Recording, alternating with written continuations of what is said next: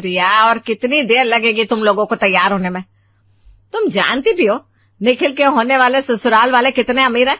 इतनी देर से पहुंचेंगे तो क्या इंप्रेशन पड़ेगा उन पर। प्रिया सीढ़ियों से सुंदर सी साड़ी पहनकर उतरती हुई आई और बोलने लगी, माँ जी, इतने बड़े घर में रिश्ता जोड़ने के लिए जा रहे हैं तो तैयार होने में समय तो लगेगा ना। मैंने तो अपनी साड़ी को 2 बार प्रेस किया है ताकि एक लाइन भी ना दिखे।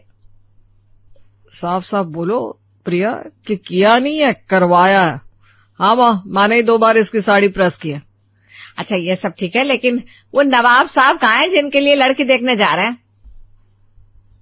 थोड़ी देर में अब निखिल और राजीव भी आ जाते हैं और पूरा परिवार तैयार होकर निखिल के लिए लड़की देखने चला जाता है। थोड़ी देर में सब एक बड़े से बंगले के बाहर रुकते हैं। अंकिता ने गुस्से से सबको देखकर कहा, मुझे किसी भी तरह की शिकायत का मौका नहीं मिलना चाहिए। अच्छे से बिहेव करना और नाश्ता देकर टूट मत पड़ना। पूरा परिवार घर के अंदर गया। शादी की बातें हुई। थोड़ी देर में पीहू भी आई। पीहू ने निखिल और निखिल ने पीहू को देखा और दोनों ने एक दूसरे को आंखों ही आंखों में पसंद कर लिया। तभी पीहू के पिताजी रमेश ने कहा, देखिए, हमने अपनी लड़की को बहुत नाजों से पाला है। हमारी इकलौती लड़की है, इसे किसी तरह की कोई कमी नहीं होनी चाहिए। अरे कैसी बात कर रहे भाई साहब, बहुत बड़ी कोठी है हमारी। बल्कि ऐसा कहिए कि 2-3 कोठियों को मिलाकर हमारा एक घर बना है। अंकल जी, कोई कमी नहीं है हमारे घर में। सोना चांदी तो ऐसे ही भरा रहता है और इतनी तो गाड़ियां है कि समझ में नहीं आता कब कौन सी गाड़ी लेकर बाहर जाना है। और हर काम के लिए अलग नौकर रखा हुआ है। किसी चीज की परेशानी तो आपकी बेटी को आ ही नहीं सकती भाई साहब। हमारे जैसा रिश्ता आपको आपकी बेटी के लिए दोपहर में चिराग लेकर ढूंढने पर भी नहीं मिलेगा। रमेश ये सारी बातें सुनकर खुश हो जाता है। अगर ऐसी बात है तो देर किस बात की। पंडित जी ने बोला है कि कुछ दिनों के बाद में शादी का मुहूर्त है, तो हम तभी शादी कर देते हैं और वेन्यू पे देखने की परेशानी नहीं होगी।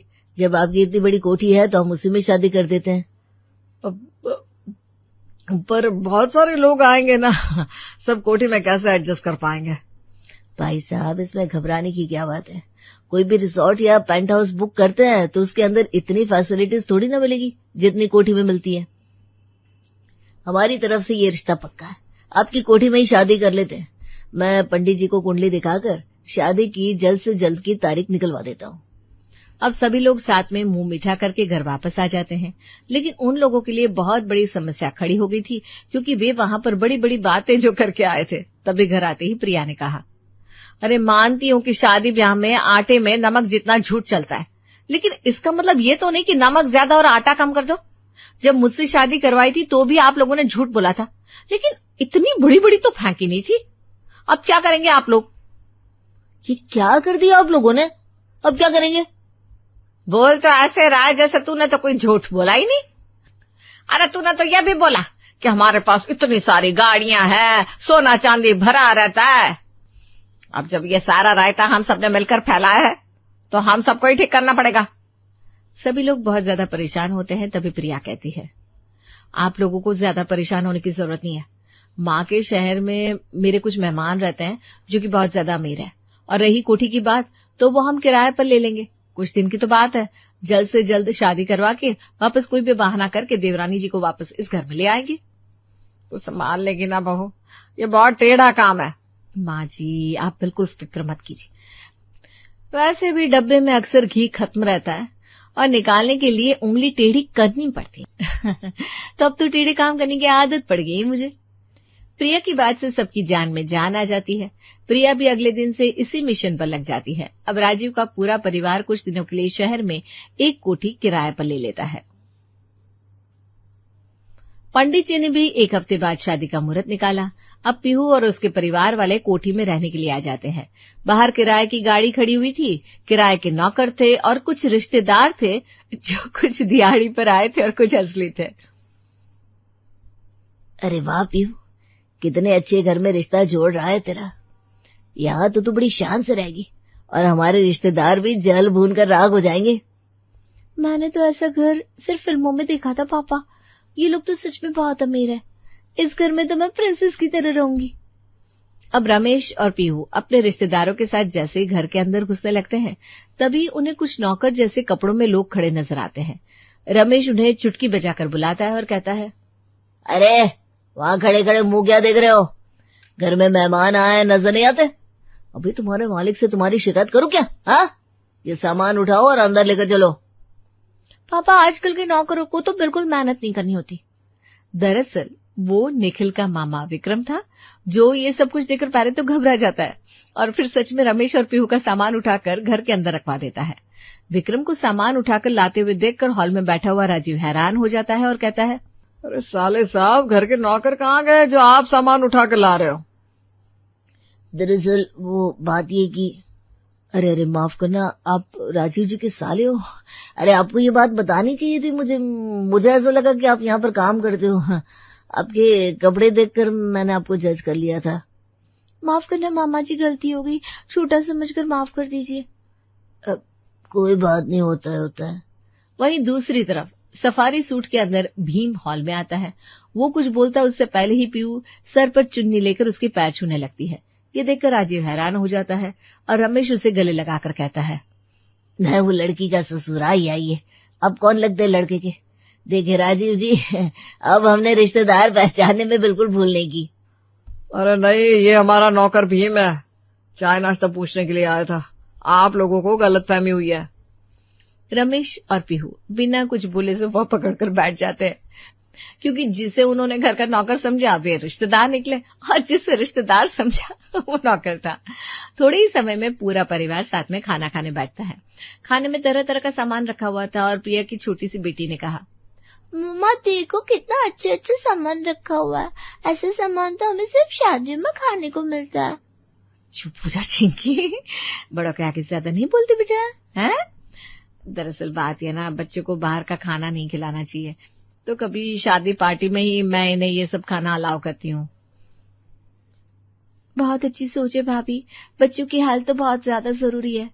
और बताइए, आप लोगों को यहाँ आने में कोई तकलीफ तो नहीं हुई ना? हम लोग तो यहाँ तक अपने प्राइवेट प्लेन में आए थे। जी नहीं, हम तो गाड़ी से ही आए हैं, हमारे पास पर्सनल प्लेन नहीं है। कोई बात नहीं, जब पीहू की पहली संतान होगी तो हम उसे एक प्लेन गिफ्ट कर देंगे। अगर ये माँ जी इतना रायता फैलाती रहेंगी तो ये सब तो मैं नहीं साफ कर पाऊंगी। चिंकी को आज तक प्लास्टिक का प्लेन नहीं दिलवाया इन्होंने, और बहू को असली प्लेन दिलाने के सपने दिखा रही है। वैसे रमेश भाई साहब, आपके यहाँ से और कोई नहीं आ रहा? अब बस 10-15 लोग ही आए। अरे मेरी बड़ी बेटी संध्या और मेरे बड़े जवाई आएंगे, लेकिन वो कल आएंगे, आज उनकी थोड़ी मीटिंग थी। पूरा परिवार साथ में ऐसी बड़ी बड़ी तारीफें करते हुए खाना खाता है। वहीं अगले दिन संध्या और उसका पति महेश भी आ जाते हैं। संध्या ने महेश को घर दिखाते हुए घर के बाहर ही कहा, देख रहे हो, मेरी शादी तो नॉर्मल घर में हुई और मेरी बहन इस घर में राज करेगी। कितने अमीर हैं ये लोग।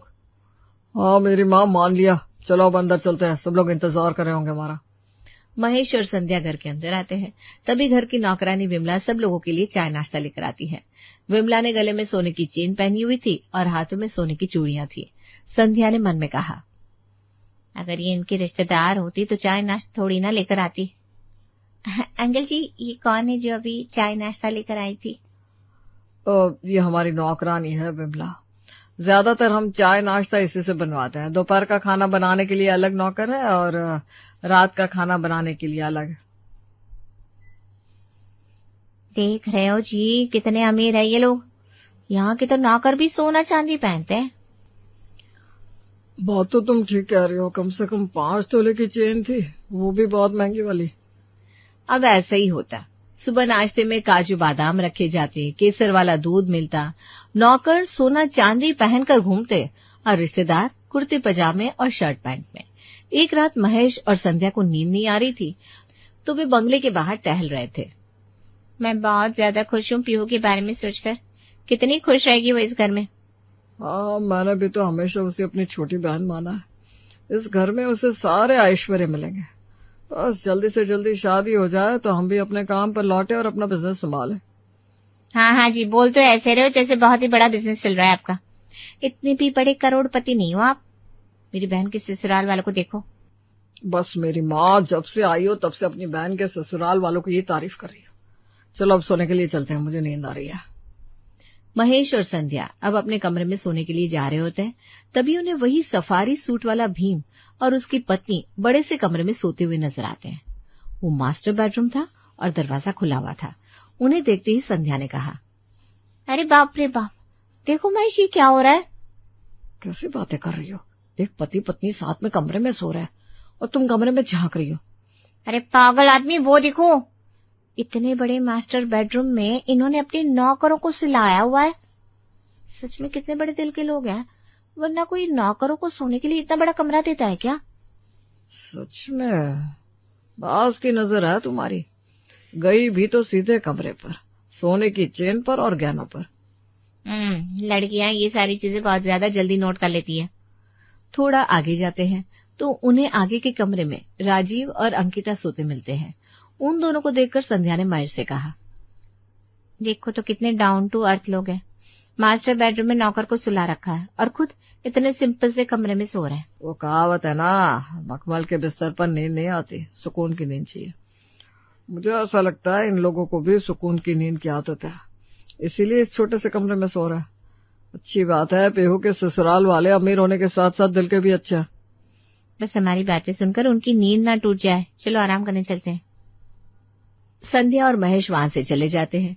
वहीं अंकिता तुरंत ही आंखें खोलकर राजीव को गुस्से से देखती है और कहती है, आपको कहा था ना सोते हुए दरवाजा बंद कर देना, आपसे कुंडी नहीं लगाई गई। यह तो अच्छा हुआ कि उन लोगों ने खुद ही विचार बनाकर खुद ही फैसला ले लिया, वरना आज तो हमारी पोल खुलते खुलते बची। अरे तुम्ही ने तो बोला था जब ये कोठी खाली करेंगे तो बिजली का बिल देना पड़ेगा, इसीलिए मैंने एसी नहीं चलाया था, दरवाजा खुला रखा ताकि कम से कम थोड़ी हवा आ जाए। अभी बंद कर देता हूँ। राजीव दरवाजा बंद कर देता है और सब लोग सोने के लिए चले जाते हैं। सब लोग खुशी खुशी शादी की तैयारी कर रहे थे, तभी एक दिन पंडित जी का आना होता है और वो कहते हैं, यजमान सब कुछ ठीक ठाक चल तो रहा है ना, कोई समस्या तो नहीं है? नहीं नहीं पंडित जी, कोई समस्या नहीं, आपके बताए हुए मुहूर्त पर ही शादी होगी। कल का मुहूर्त है ना? यजमान, मैं यही बताने आया था, दरअसल तिथियों में कुछ गड़बड़ हो गई है, आप लोगों की शादी 2 दिन बाद की होगी। प्रिया धीरे से ये बात सुनने के बाद अपनी सास से कहती है, माँ जी, अगर 2 दिन के बाद में शादी करेंगे तो 2 दिन कोठी का किराया फालतू देना पड़ेगा, और वैसे भी हमने इस कोठी की बुकिंग सिर्फ कल तक की ही की है। क्यों पंडित जी, कोई परेशानी है क्या? अगर कल ही शादी कर ले तो क्या परेशानी है? ये सब कहने की बातें होती है, दिल मिलना चाहिए बस। देखिए बहन जी, मैं पिछले 25 सालों से शादियां करवा रहा हूँ, कल का मुहूर्त टाल दीजिए, बस 2 दिन की बात है। ठीक है पंडित जी, आप जैसा बोलेंगे वैसा ही होगा। वैसे भी मेरी शादी भी आप ही ने करवाई थी और 2 दिन की बात है, इसी बहाने मुझे भी अपनी बेटी के ससुराल में 2-3 दिन रुकने का मौका मिल जाएगा। पंडित जी तो ये बात कहकर चले जाते हैं। वहीं अब पूरे परिवार का दिल जोर जोर से धड़कने लगता है। एक दिन तो किसी तरह टल जाता है, लेकिन अगले दिन सारे नौकर अपने पैसे मांगने के लिए खड़े हो जाते हैं और कोठी का मालिक सेठ भी कोठी खाली करवाने के लिए आ जाता है और सीधा आते ही रमेश से टकरा जाता है। अरे कौन है आप? किससे मिलना है आपको? आप भी लड़के के रिश्तेदार है क्या? नहीं ना, मैं किसी का रिश्तेदार नहीं हूँ। ये कोठी बुक की थी शादी के लिए, अब समय पूरा हो गया है तो खाली करवाने आया हूँ। माने ये फिल्म की शूटिंग के लिए किसी और को भी दी हुई है। आप कैसी बात कर रहे हैं? ये कोठी तो मेरे समधी जी की है।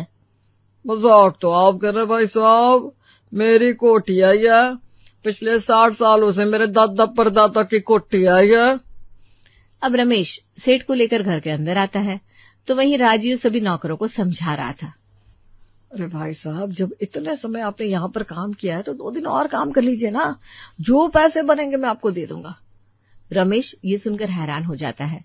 तभी वहां पूरा परिवार जमा हो जाता है। रमेश ने गुस्से में राजीव से कहा, भाई साहब, इतना बड़ा झूठ बोला आपने हमसे? प्लेन है, गाड़ियां है, कोठी है, सब कुछ झूठ था। माफ कर दीजिए भाई साहब, आप लोगों जैसे घर वालों से रिश्ता जोड़ने के लिए हमें इतना सब कुछ झूठ बोलना पड़ा। भले ही हमने सब कुछ झूठ बोला, लेकिन हमारे परिवार का रिश्ता सच्चा था, परिवार के बीच अपनापन सच्चा था। मुझे नहीं पता यहाँ पर क्या तमाशा चल रहा है, पर मैंने मूवी की शूटिंग के लिए कोठी किराए पर पहले से दे रखी है, तो 2 दिन का समय तो नहीं मिल सकता, आप चले जाइए यहाँ से। रमेश को गुस्सा आता है। सेठ तो वहां से चला जाता है शाम तक कोठी खाली करने का बोलकर। वहीं दूसरी तरफ रमेश पीहू को देखता है और कहता है, पीहू बेटा, ये जो नौकर है ना किशन, इसके कपड़े, पहनावा और रहन सहन काफी अच्छा है, और इस इंसान को देख जिससे तेरी शादी होने वाली थी।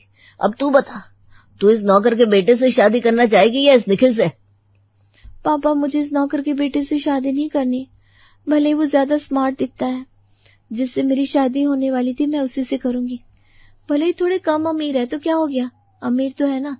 और वैसे भी जब ये पूरा परिवार सिर्फ मुझे अपने घर की बहू बनाने के लिए इतना एफर्ट कर रहा है, तो जब मैं बहू बनकर चली जाऊंगी तो कितना एफर्ट करेगा। रमेश, जिसका चेहरा गुस्से में था, अचानक ही ये सारी बातें सुनकर मुस्कुराने लगता है। ठीक है, जब मेरी बेटी को इस शादी से कोई ऐतराज नहीं है तो मैं कैसे ऐतराज कर सकता हूँ।